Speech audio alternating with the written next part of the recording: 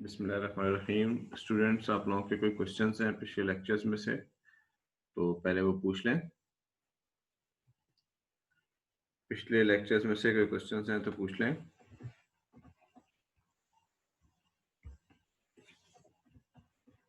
जी Saroj, question पूछें। Sir वो जो आपने लास्ट क्लास में एग्जाम्पल कराई थी उसका एक क्वेश्चन था। एक मिनट में वो ओपन कर लूं। जी सर। जी पूछें। सर इसके अंदर मुझे ये समझ नहीं आई कि हम लोगों ने जो पार्ट ए के अंदर गेन ऑन एक्वायरिंग शेयर्स था, सर उसके अंदर हम लोगों ने 20 -5 + 10 क्यों किया? हमने 25 -5 + 10 क्यों नहीं किया? क्योंकि जुलाई 1 को तो फेयर वैल्यू 25 थी। हाँ, लेकिन ये रिस्ट्रिक्टेड शेयर्स थे ना, तो हमने कहा था रिस्ट्रिक्टेड शेयर्स की सूरत में हमने फेयर मार्केट वैल्यू कब की लेनी है? जब रिस्ट्रिक्शन खत्म होगी। ठीक है सर। ठीक है। और सर पार्ट बी के अंदर सर हम लोगों ने जो शेयर्स थे वो 50,000 इंटू 2 किए थे। तो सर हम ये कैसे डिटरमिन कर सकते हैं कि उसमें 50,000 सिर्फ इंटू आधे शेयर्स जो 50,000 टू इंटू 22। 22 सॉरी सर, तो 50,000 शेयर्स क्यों किए थे? हमने पूरे 100,000 शेयर्स क्यों किए? क्योंकि पहले पार्ट जब हमने सॉल्व किया था तो हमने उसमें सवाल में लिखा हुआ था कि पहले जो 50,000 है वो ऑलरेडी उसके राइट बेच चुका था। तो जब 50,000 राइट्स के राइट वो बेच चुका था तो इसका मतलब है उसके पास रह गए थे 50,000 ही। जी सर। ठीक है, इसीलिए हम दूसरे सर पार्ट में। लेकिन हम्म जैसे पार्ट बी का मतलब ये नहीं है कि उसने जो पहले जिनका राइट ट्रांसफर किया था वो डिस्पोज कर दिए थे? नहीं, देखें ये पहले इसको जरा क्वेश्चन का आप देखें जो बुलेट बना हुआ है ना, ये मैंने क्वेश्चन ओपन किया और ये हाई जो सेकंड इसमें बॉक्स है ना उसको मैं पढ़ रहा हूँ। Mister G sir. Shahbaz an employee of the company purchased right to acquire 100,000 shares in the company. ठीक है, उसने ओरिजिनली 1 लाख राइट लिए। Mister Shahbaz sold the right for 50% shares. पहले 50,000 राइट उसने सेल कर दिए 15 रुपए के हिसाब से। ठीक है, और एक्वायर्ड द रिमेनिंग शेयर्स। तो मैक्सिमम शेयर्स उसके पास कितने होंगे पार्ट ए के लिए भी और पार्ट बी के लिए भी? 50,000 होंगे ना। 100,000। 100,000 कैसे हो सकते हैं? 50,000 के तो राइट वो ऑलरेडी बेच चुका है। ठीक है, सही है। ठीक सही है। Sir. Yes sir. Okay, yes sir, thank you. Thank you.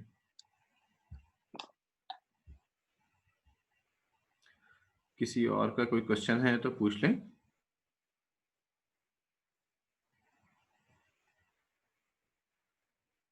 कोई नहीं, okay.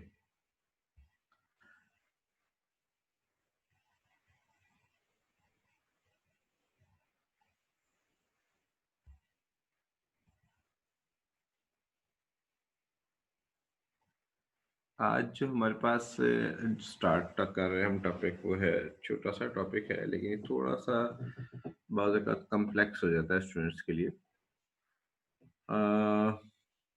Self occupied house, self hiring के कंसेप्ट को समझने के लिए मैं इसी पे आपको ना पहले एक एग्जांपल इसकी करता हूँ।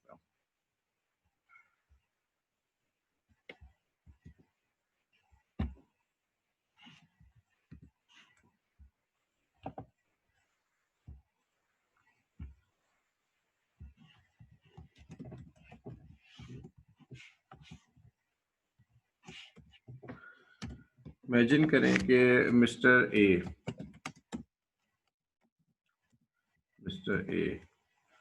Mister A is owner of an house and he gives his house on rent.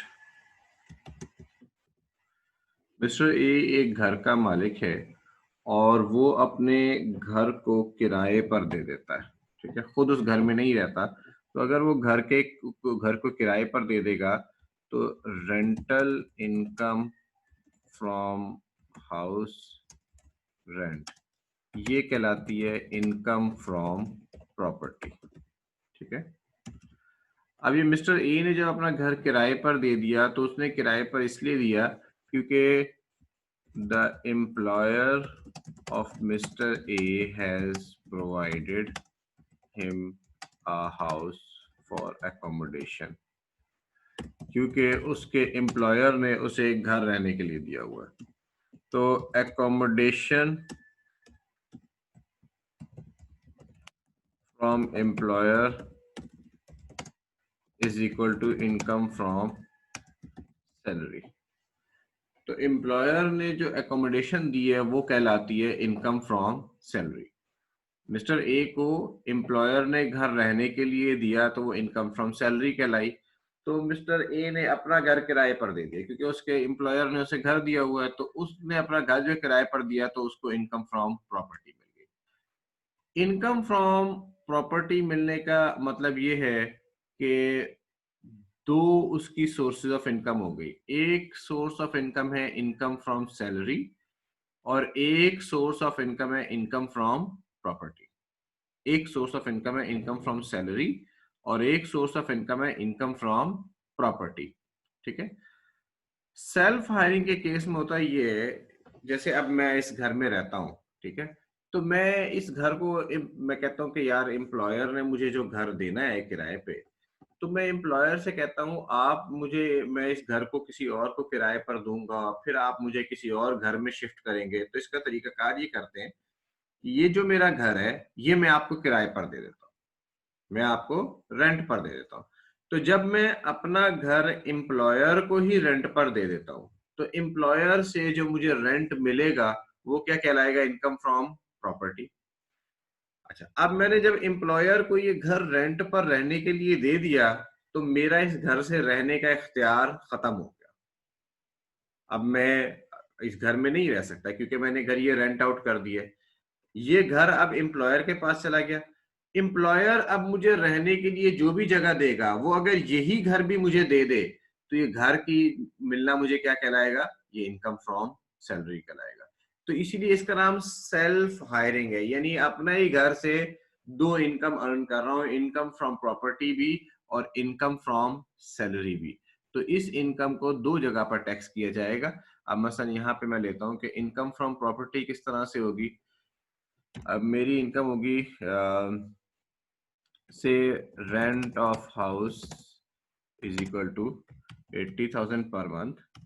तो इसका मतलब ये हुआ कि मेरी इनकम फ्रॉम प्रॉपर्टी हो जाएगी 12,960,000 और मेरी से बेसिक सैलरी जो है वो से for the sake of argument 2 lakh रुपए पर मंथ है। और एकोमोडेशन को हम कहते हैं किस तरह से वैल्यू करते हैं, 45% ऑफ बेसिक सैलरी और fair market rent whichever is higher.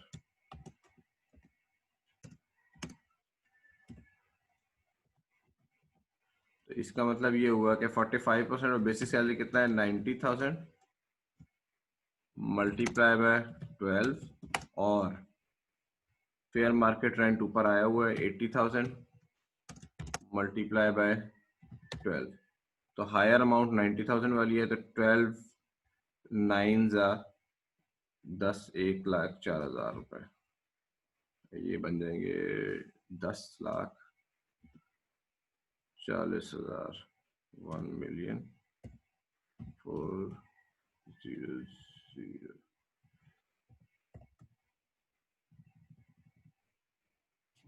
तो ये मेरे पास इनकम फ्रॉम सैलरी बन जाएगी। ठीक है, value of accommodation which is 24 lakh रुपए। ये टोटल मेरे पास इनकम फ्रॉम प्रॉपर्टी और इनकम फ्रॉम सैलरी। तो this is the concept of self hiring. इस एग्जांपल को जरा एक दफा गौर से देखें और इसको फिर मुझसे कोई क्वेश्चन है तो पूछें आप इसके ऊपर।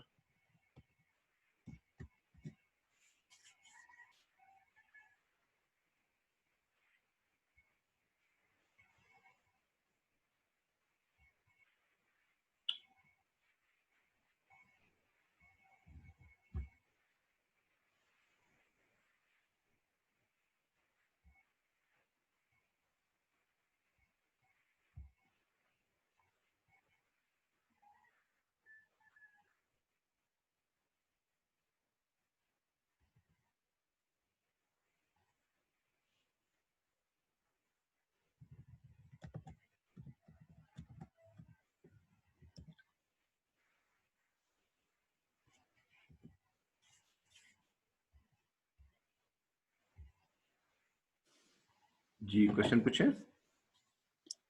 सर इसके अंदर हमने 960,000 प्लस 2400,000 प्लस 90,000 into 12 प्लस किया हुआ है।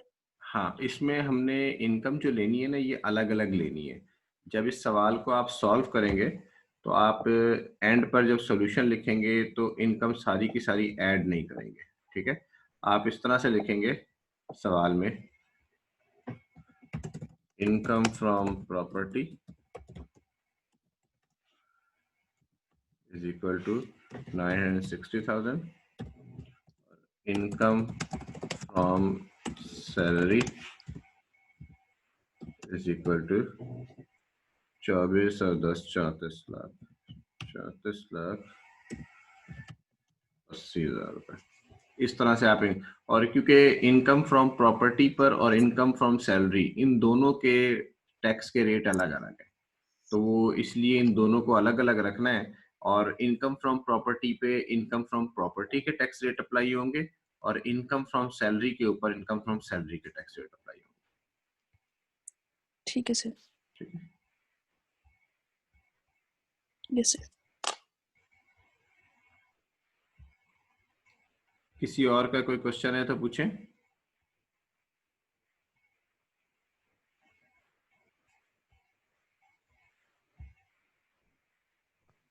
जी क्वेश्चन पूछें। सर ये 10,80,000 ये टैक्सेबल इनकम है?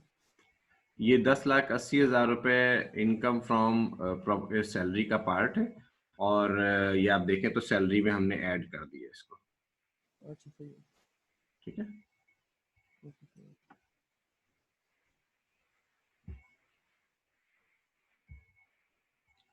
कोई और क्वेश्चन किसी का? ओके, नेक्स्ट कंसेप्ट पे हम चलते हैं। सेल्फ हायरिंग के बाद हमारे पास जो नेक्स्ट है वो है foreign source salary.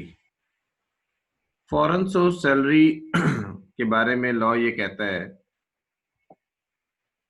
foreign source salary of resident individuals, foreign source salary of resident individuals is exempt from tax if foreign income tax paid. Foreign source salary of resident individuals is exempt from tax if foreign income tax is paid.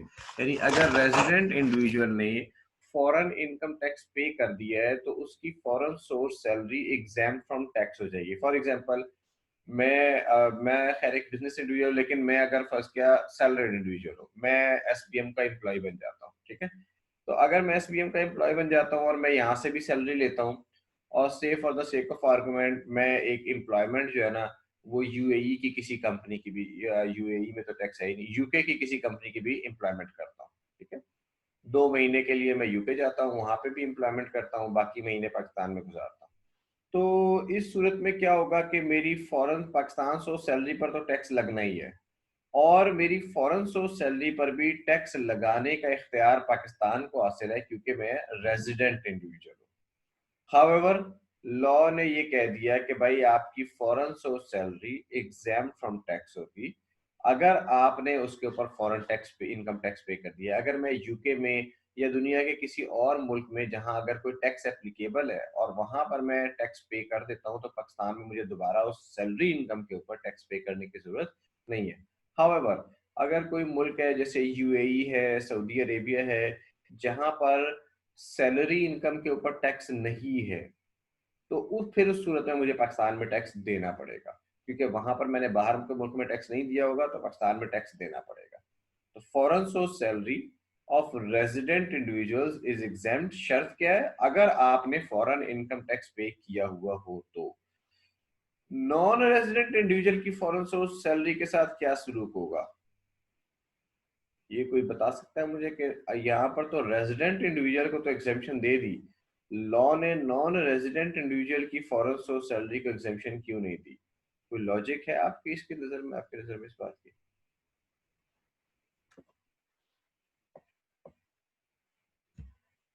जी बताइए। Sir non resident की तो foreign income वैसे exempt होती है। हाँ, non resident person की तो foreign source income वैसे ही पाकिस्तान में टैक्सेबल नहीं है, इसलिए नॉन रेजिडेंट पर्सन की इनकम को एग्जेम्प्ट करने की जरूरत भी नहीं है। तो ये हो गया फॉरेन सोर्स सैलरी। नेक्स्ट है हमारे पास स्पेशल अलाउंस। आपको याद होगा क्लास के शुरू में हमने अलाउंस डिस्कस किया था और ये उसी अलाउंस को इन्होंने नाम दिया हुआ है स्पेशल अलाउंस का, यानी ऐसा अलाउंस जो एम्प्लॉयमेंट की ड्यूटीज के लिए स्पेसिफिकली मिला हो और जिसका मकसद ये हो कि यार आप जो खर्चा वर्चा आपका दफ्तर के काम के लिए गए हैं, आपका खर्चा वर्चा हो रहा है, उसे स्पेसिफिकली इन्होंने एग्जेम्प्ट किया है, जैसे टीएडीए वगैरह होता है, ठीक है। तो allowance solely expended in the performance of employee's duties of employment, ये स्पेशल अलाउंस कहलाता है। ये हम पहले भी क्लास में डिस्कस कर चुके हैं, इसके ऊपर कोई क्वेश्चन है तो पूछ लें। स्पेशल अलाउंस पे किसी का कोई क्वेश्चन हो तो पूछ लें।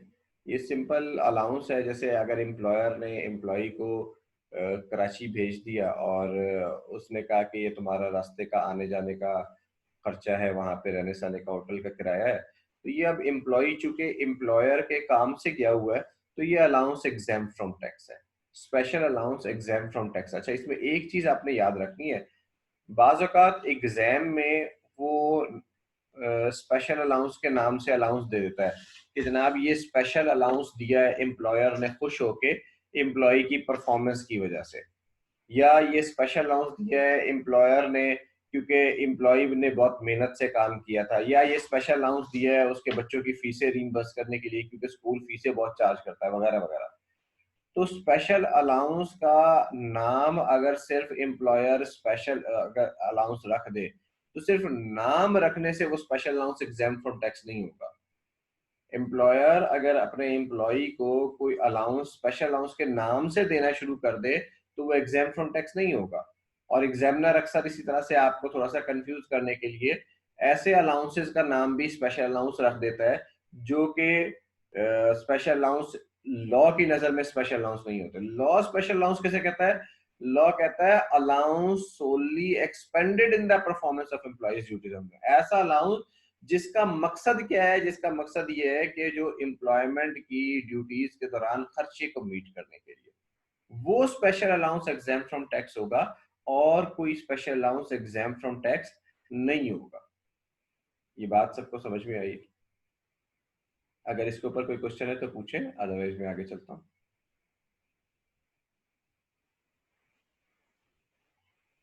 ओके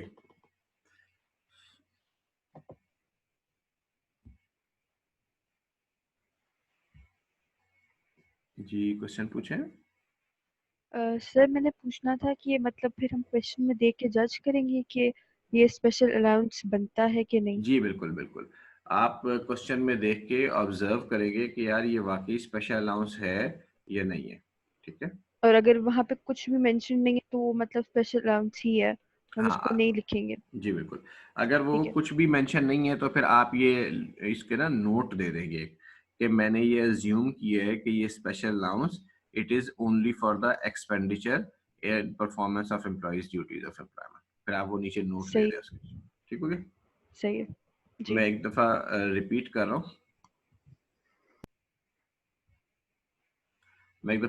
रहा हूँ, स्पेशल अलाउंस ऐसा अलाउंस है जो एम्प्लॉयर अपने एम्प्लॉई को, स्पेशल अलाउंस ऐसा अलाउंस है जो एम्प्लॉयर अपने एम्प्लॉई को इसलिए देता है कि अगर एम्प्लॉई का कोई खर्चा ड्यूटीज ऑफ एम्प्लॉयमेंट की वजह से होता है। जैसे यूजुअल इसकी जो एग्जांपल है वो ये है कि एम्प्लॉयर जब अपने एम्प्लॉई को किसी काम से किसी दूसरे शहर में या किसी और जगह पर भेजता है जो कि एम्प्लॉय के रूटीन वर्क में शामिल नहीं है, तो उस सूरत में एम्प्लॉयर यूजुअली एम्प्लॉय को एक टीएडीए के नाम से या ट्रैवल अलाउंस, डेली अलाउंस के नाम से एक अलाउंस देता है और उस अलाउंस का मकसद ये होता है कि इस ट्रिप के दौरान जो एम्प्लॉय के खर्चे हो रहे हैं वो खर्चे वो मीट कर सके, तो इस अलाउंस को स्पेशल अलाउंस कहा जाता है। और अगर ये स्पेशल अलाउंस आपके एग्जाम में आएगा तो आपने इसे कहना है कि ये एग्जाम फ्रॉम टैक्स है।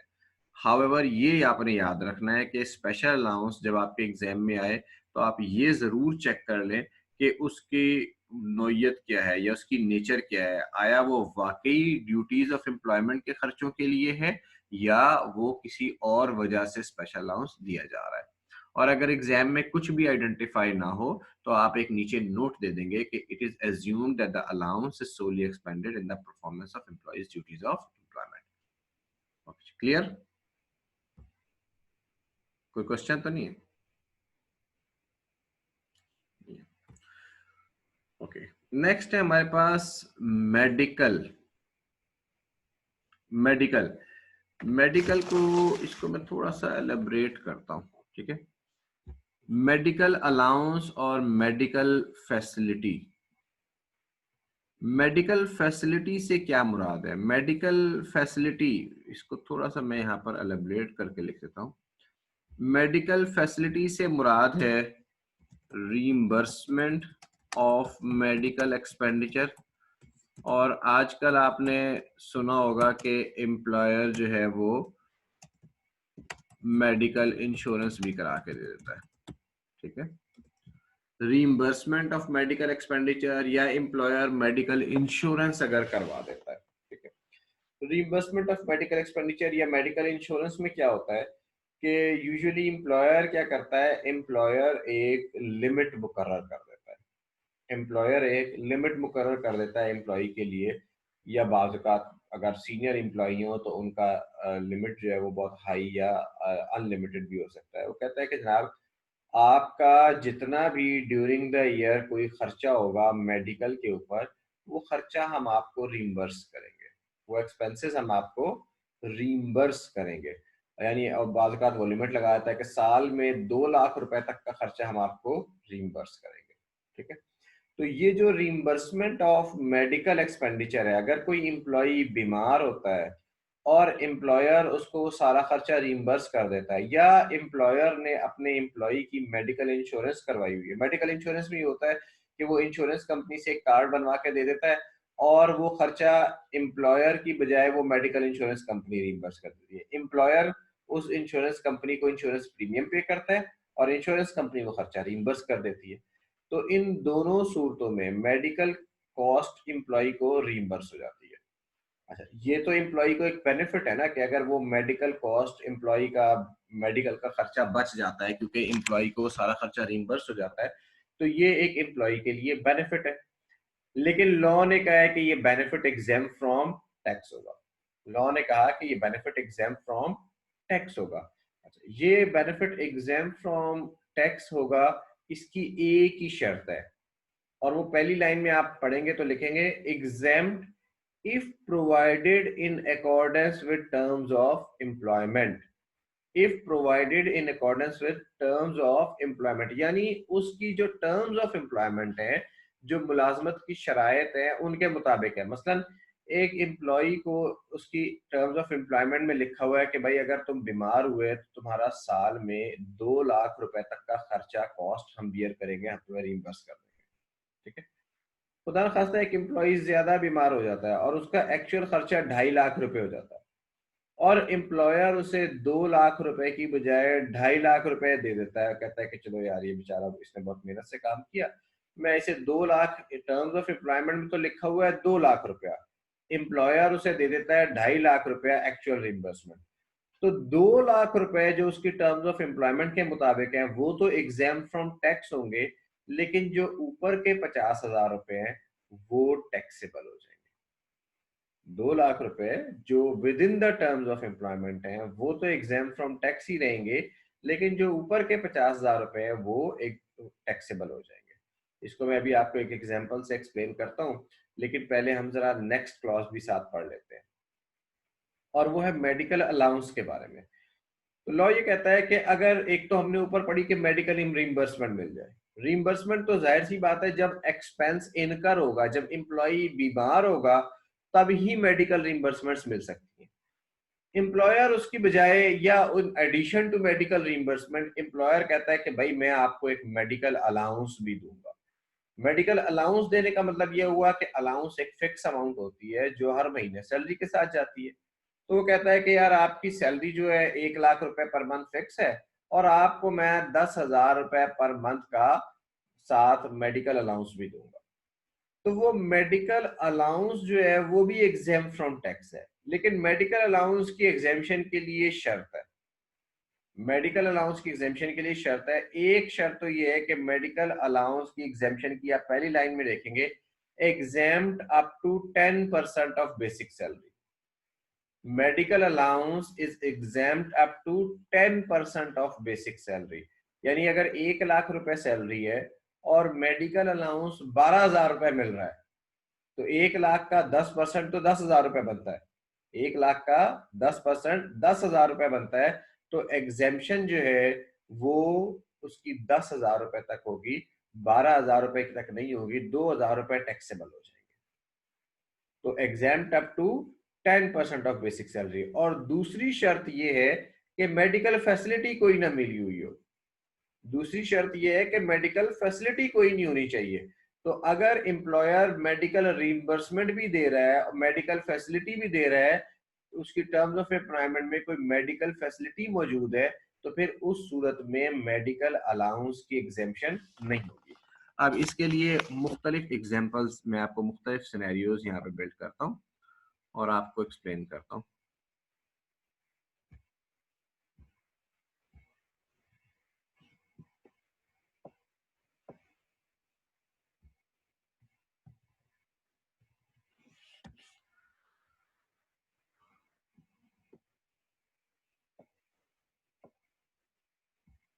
जी क्वेश्चन पूछे सर। मेडिकल एक्सपेंडिचर और मेडिकल अलाउंस में फ़र्क क्या है? मेडिकल पहला जो है ना मेडिकल फैसिलिटी है, और मेडिकल फैसिलिटी जो है वो है मेडिकल रीइंबर्समेंट्स की सूरत में। और रीइंबर्समेंट्स क्या है, जब एक्चुअल खर्चा होता है तो उस वक्त वो एम्प्लॉय को रीइंबर्समेंट मिलती है, ठीक है। और अलाउंस क्या है, अलाउंस एक रेगुलर पेमेंट होती है जो सैलरी के साथ हमेशा मिल रही होती है, ठीक है। तो ये फर्क है अलाउंस में और रीइंबर्समेंट में। तो अगर अलाउंस मिलेगा तो उसका एग्जेम्पशन है 10% ऑफ बेसिक सैलरी तक, और रीइंबर्समेंट की 100% एग्जेम्पशन है। शर्त सिर्फ ये है कि वो टर्म्स ऑफ एम्प्लॉयमेंट के मुताबिक हो, ठीक है। ठीक है सर। मेडिकल इंश्योरेंस में जो एम्प्लॉई है वो मेडिकल इंश्योरेंस कंपनी के पास जाता है? हाँ, मेडिकल इंश्योरेंस में ये होता है कि एम्प्लॉयर जो है ना, अब एम्प्लॉई को उसने कॉस्ट बियर करनी है, फर्ज किया 2 लाख रुपए पर आना। तो एम्प्लॉयर क्या करता है, एम्प्लॉयर अब ये 2 लाख रुपए जरूरी नहीं है कि एम्प्लॉई, अब बाज़ एम्प्लॉई बिल्कुल भी बीमार नहीं होता, उसका कोई खर्चा नहीं होता। किसी साल वो बीमार हो गया, उसका 50,000 का खर्चा हो गया, किसी साल 1 लाख का खर्चा हो गया, किसी साल 1.5 लाख का खर्चा हो गया। तो एम्प्लॉयर जो है, अब एक एम्प्लॉयर की अगर 1,000 एम्प्लॉई है, तो एम्प्लॉयर के लिए ये डिटरमिन करना बड़ा मुश्किल होता है कि यार मेरा इस साल का खर्चा कितना होगा।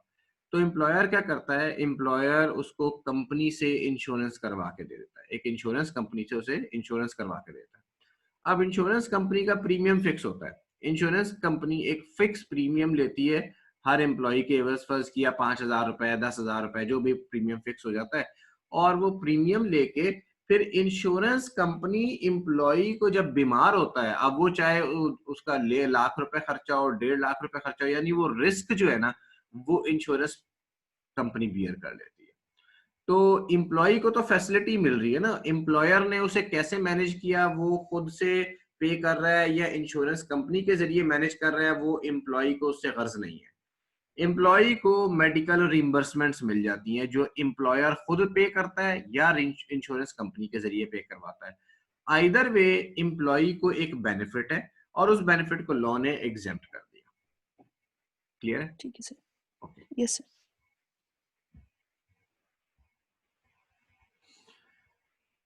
अच्छा, इसकी एग्जांपल्स मैं कुछ यहाँ पे लिखता हूँ।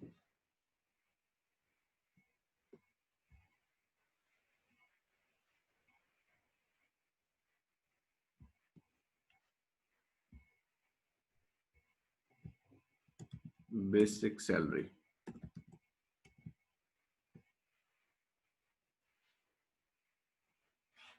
इस तरह से करता हूँ, मिस्टर ए, मिस्टर सी।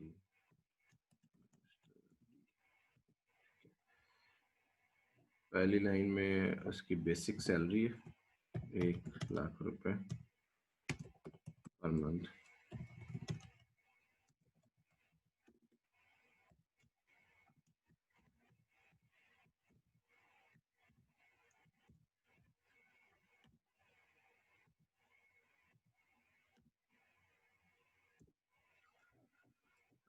उसके बाद उसको मेडिकल रिइंबर्समेंट लिमिट है उसकी से मेडिकल रिइंबर्समेंट एनुअल लिमिट, ये इसकी है से रुपीज, लेकिन ये टेबल के अंदर जो है ना मुश्किल हो जाएगा। 5 लाख नो मेडिकल इन्वेस्टमेंट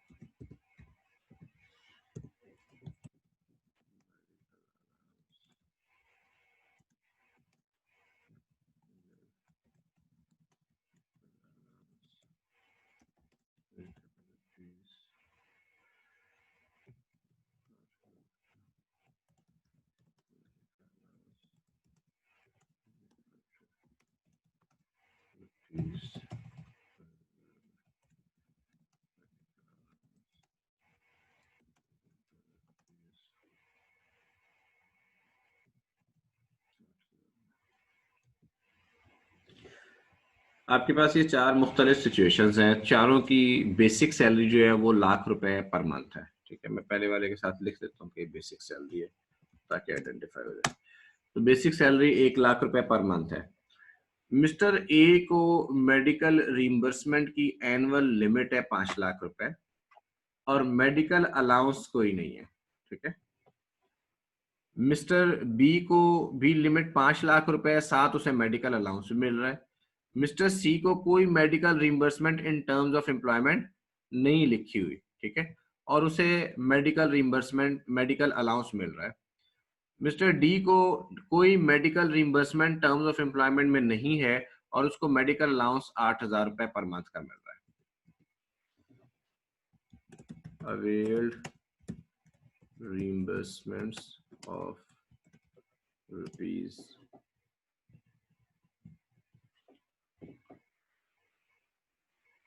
से ₹5,50,000 availed no reimbursements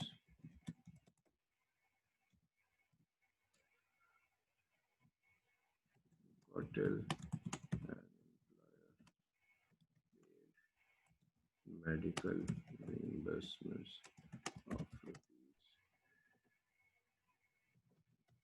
₹50,000।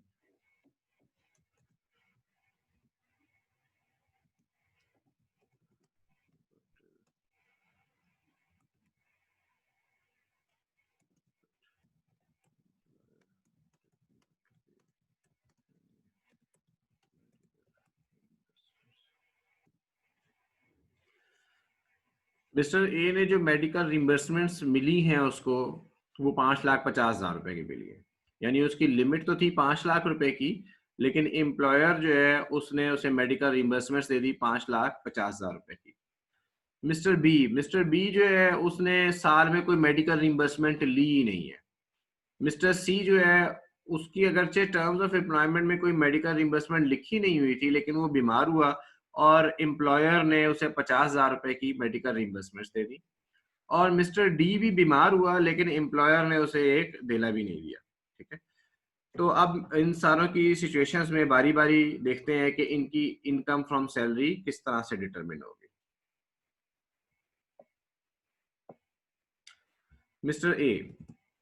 Mister A जो है उसकी बेसिक सैलरी ₹1,00,000 है, तो एनुअल सैलरी उसकी हो गई ₹12,00,000 प्लस। अब मेडिकल रिइंबर्समेंट थी उसकी एम्प्लॉयमेंट की टर्म्स के मुताबिक ₹5,00,000 और उसे एम्प्लॉयर ने दे दिए ₹5,50,000। तो जो एक्सेस अमाउंट है वो उसकी सैलरी का हिस्सा बन जाएगी। मेडिकल अलाउंस कोई भी नहीं मिल रहा, तो इसका मतलब है उसकी सैलरी कितनी हो गई? ₹12,50,000। ये मिस्टर ए के साथ हो गया। मिस्टर बी बेसिक सैलरी तो वही है, अब इसमें ऐड करेंगे, मेडिकल रिइंबर्समेंट कितनी है, 5 लाख रुपए की, उसने ड्यूरिंग द ईयर कोई भी नहीं ली, तो इसका मतलब है उसकी सैलरी में कोई अमाउंट शामिल नहीं होगी। अब मेडिकल अलाउंस है उसे 8,000 रुपए पर मंथ। अब ये जो मेडिकल अलाउंस है ये उसका फुली टैक्सेबल होगा 96,000 रुपीज। अच्छा, अब सवाल ये पैदा होता है कि उसने तो कोई मेडिकल रिइंबर्समेंट नहीं ली है, तो फिर ये मेडिकल अलाउंस टैक्सेबल क्यों हो रहा है, इसे एग्जाम फ्रॉम टैक्स क्यों नहीं कर रहे? उसकी वजह यह है कि उसकी मेडिकल रिइंबर्समेंट उसकी टर्म्स ऑफ एम्प्लॉयमेंट में लिखी हुई है। लॉ ने ये नहीं कहा कि मेडिकल रिइंबर्समेंट वो उसको मिले भी या वो कोई अवेल भी करे। इवन अगर वो कोई अवेल नहीं भी करता तब भी मेडिकल अलाउंस की एग्जेम्पशन खत्म हो जाती है। तो यहाँ पर आल्दो मेडिकल रिइंबर्समेंट उसकी कोई भी नहीं ली, लेकिन चूंकि उसकी टर्म्स ऑफ एम्प्लॉयमेंट में लिखी हुई थी इसलिए मेडिकल अलाउंस की एग्जेम्पशन नहीं मिलेगी। ये सिचुएशन आपने गौर से एग्जाम में देखनी है, क्योंकि एग्जामिनर अक्सर ये जो मिस्टर बी वाली सिचुएशन इसमें कंफ्यूज करता है। मिस्टर सी की भी बेसिक सैलरी तो 12 लाख रुपए पर मंथ ही रहेगी, लेकिन मेडिकल रिइंबर्समेंट उसकी टर्म्स ऑफ एम्प्लॉयमेंट में कोई भी नहीं लिखी हुई। सलमान, मैं क्वेश्चन लेता हूं आपका, मैं एक दफे चारों एग्जांपल्स बता दूं। मिस्टर, आप हैंड रेज ही रखें। मैं 12 लाख रुपए पर मंथ जो है उसकी सैलरी इनकम बेसिक रहेगी। मेडिकल अलाउंस, अब उसकी टर्म्स ऑफ एम्प्लॉयमेंट में कोई मेडिकल रिइंबर्समेंट नहीं लिखी हुई, तो मेडिकल अलाउंस की एग्जेम्पशन मिल जाएगी। मेडिकल अलाउंस की एग्जेम्पशन है 10% ऑफ बेसिक सैलरी तक, तो 10,000 रुपए पर मंथ एग्जेम्प्ट हो जाएंगे। इसका मतलब ये हुआ कि 2,000 रुपए पर मंथ उसका मेडिकल अलाउंस टैक्सेबल हो जाएगा, 24,000 रुपए प्लस। वो बीमार हुआ और एम्प्लॉयर ने उसे मेडिकल रिइंबर्समेंट भी दे दी। अब मेडिकल रिइंबर्समेंट उसकी टर्म्स ऑफ एम्प्लॉयमेंट में 0 थी, तो उसको उसके बावजूद मेडिकल रिइंबर्समेंट मिली, इसलिए ये 50,000 रुपए भी टैक्सेबल हो जाएंगे। 12,70,000, 74,000 रुपए, तो उसकी टोटल सैलरी हो जाएगी 12,74,000 रुपए। और आखिर में 12 लाख, ये तो बेसिक सैलरी हो गई, प्लस मेडिकल रिइंबर्समेंट उसकी टर्म्स ऑफ एम्प्लॉयमेंट में कोई नहीं है। मेडिकल अलाउंस 8,000 रुपए है विच इज लेस देन 10%, तो वो भी एग्जाम फ्रॉम टैक्स हो जाएगा। एम्प्लॉयर जो है कंजूस आदमी था, उसने उसको कोई रिइंबर्समेंट भी कोई नहीं दी, वो बीमार हुआ, तो इसका मतलब है उसकी बेसिक सैलरी जो टैक्सेबल सैलरी है वो 12 लाख रुपए रहेगी। अब मैं आपके क्वेश्चंस लेता हूँ, पहले सलमान का क्वेश्चन। जी सलमान, क्वेश्चन पूछें। जी सर, ये बी पार्ट में सर ये एग्जेप्शन हमें क्यों नहीं मिली सर, एक दफा फिर से बता दें। हाँ, बी पार्ट में हमें एग्जेम्पशन इसलिए नहीं मिली क्योंकि medical reimbursement terms of employment में शामिल है, क्योंकि medical reimbursement terms of employment में शामिल है, और एग्जेम्पशन मिलने के लिए शर्त ये है कि टर्म्स ऑफ एम्प्लॉयमेंट में कोई मेडिकल फैसिलिटी शामिल ना हो। ठीक है, अच्छा, सही सही सही सही, आल्दो उसने ठीक है अवेल सर। नहीं की, लेकिन यहाँ पर जो कंडीशन है वो ये नहीं है कि अवेल करना कंडीशन नहीं है, उसकी टर्म्स ऑफ एम्प्लॉयमेंट में लिखे होना कंडीशन है। ठीक है, ठीक है सर, समझ गया, सही, थैंक यू। इन चारों एग्जांपल्स को एक दफा सब लोग गौर से पढ़ लें। ठीक है, ये चारों सिचुएशंस हैं, इसके अलावा अगर आपके जहन में कोई और सिचुएशन आती है तो वो मुझसे क्वेश्चन कर लें। यही सिचुएशंस हैं जो यूजुअली आपके एग्जाम में आती हैं। अस्सलाम जी वालेकुम मरियम, सर। वालेकुम सलाम। सर ये पार्ट सी वाला एक दफ़ा समझा दें, मुझे समझ नहीं मैं आया। पार्ट सी दोबारा एक्सप्लेन कर देता हूँ। पार्ट सी में देखें, बेसिक सैलरी तो 12 लाख रुपए है, उसके ऊपर तो कोई मसला नहीं है ना, वो तो आपको क्लियर है Mariam? Yes sir, okay. Yes sir. अब मेडिकल रिइंबर्समेंट उसकी टर्म्स ऑफ एम्प्लॉयमेंट में कोई नहीं लिखी हुई, इसलिए हम अगली रो पे चले जाते हैं। मेडिकल अलाउंस 12,000 रुपए पर मंथ है, और हमने ये पढ़ा था कि अगर टर्म्स ऑफ एम्प्लॉयमेंट में कोई मेडिकल रिइंबर्समेंट ना लिखी हो तो मेडिकल अलाउंस एग्जेम्प्ट हो जाता है, और उसकी एग्जेम्पशन की लिमिट है 10% ऑफ बेसिक सैलरी। ठीक है, तो 1 लाख का 10% एग्जेम्प्ट हो गया 10,000 रुपए, 2,000 रुपए टैक्सेबल हो गया। ठीक है, 2,000 मल्टीप्लाई बाय 12, 24,000 रुपए आ गया। ठीक है, तो 12 लाख और 24,000 हो गया, और आखिर में लिखा हुआ है वो बीमार हुआ और एम्प्लॉयर ने उसे 50,000 रुपए तरस खा के रिइंबर्स कर दिए। तो अब ये जो उसको रिम्बर्समेंट मिली है ये उसको टर्म्स ऑफ एम्प्लॉयमेंट के मुताबिक नहीं मिली, बल्कि एम्प्लॉयर ने ओवर एंड अबव एक अमाउंट दी है, ठीक है, तो इसलिए ये अमाउंट भी टैक्सेबल हो गई, तो ये तीनों अमाउंट उसकी सैलरी का हिस्सा बन गई। अभी क्लियर है? Yes sir, yes sir.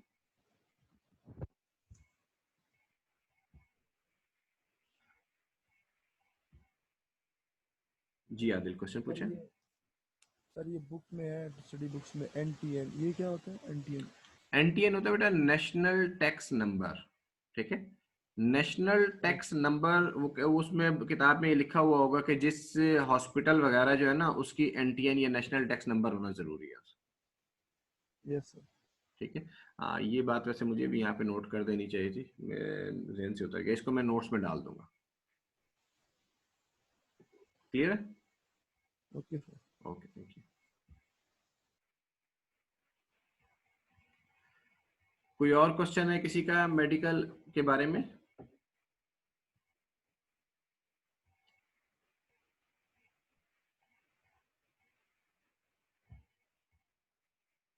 जी सरोज क्वेश्चन पूछे। सर इससे रिलेटेड नहीं है, लेकिन सर कल आप प्लीज टर्मिनेशन बेनिफिट्स रिपीट करा देंगे? टर्मिनेशन बेनिफिट्स पे आप क्वेश्चन पूछ लीजिएगा, मैं आपको एक्सप्लेन कर दूंगा क्लास के शुरू में। मैं जब कहता हूँ कि पिछले लेक्चर्स में से कोई क्वेश्चन है तो उस वक्त आप क्वेश्चन पूछ लीजिएगा, मैं आपको एक्सप्लेन कर दूंगा, ठीक है? ठीक है सर, थैंक यू। वैसे रिपीट के लिए ये है कि जब मैं थोड़ा सा आगे जाएंगे ना, तो मैं कुछ स्टूडेंट्स ने ज्वाइन किया है लेट, उन स्टूडेंट्स को मैं दोबारा टॉपिक रिपीट भी करवा दूंगा। इसके अलावा रिपीट क्लासेस हम रख लेंगे, जो आप लोग आइडेंटिफाई करेंगे टॉपिक्स दरमियान में कि कोई मुश्किल लगे हैं या दोबारा आप लोग समझना चाह रहे हैं, तो उसके लिए फिर एक रिपीट क्लास भी मैं रखूंगा, वो फिर सबके लिए इकट्ठी एक रखूंगा इंशाल्लाह, ठीक है? ठीक है, फिर सर या फिर आप जो क्वेश्चन आपने दिया था उसका सोल्यूशन भेज दीजिएगा तो मैं देख लूंगी फिर। अच्छा ठीक है, मैं सोल्यूशन भेज देता हूँ। ठीक है, थैंक यू। ठीक है, थैंक यू सर।